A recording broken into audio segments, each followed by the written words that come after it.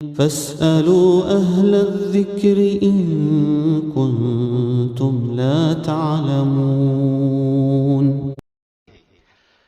پس اگر تم نہیں جانتے تو اہل علم سے دریافت کر لو۔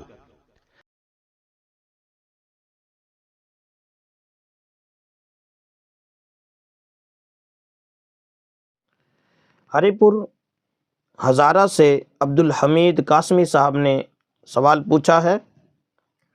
لکھتے ہیں مفتی صاحب، ہمارا سوال یہ ہے کہ عمرہ یا حج کا احرام باندھا ہوا ہو اور عمرہ یا حج کے افعال کے دوران اگر احرام کا کپڑا میلا ہو جائے یا کوئی داغ وغیرہ لگ جائے تو کیا حلال ہونے سے پہلے ہی احرام تبدیل کیا جا سکتا ہے یا احرام تبدیل کرنے کی شرعاً اجازت نہیں ہے؟ عبد الحمید قاسمی۔ جی میرے محترم بھائی، احرام کا جو کپڑا ہے، جو احرام پہنا ہوا ہے، احرام باندھا ہوا ہے، اس کا کپڑا اگر میلا ہو گیا ہے تو اس کو تبدیل کیا جا سکتا ہے، شرعاً یہ ممنوع نہیں ہے۔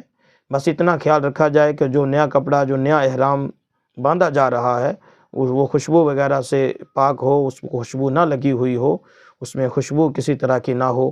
جو احرام کی باقی پابندیاں ہیں ان کا لحاظ رکھا جائے، محض احرام کے کپڑا تبدیل کرنے کی کوئی ممانعت نہیں ہے۔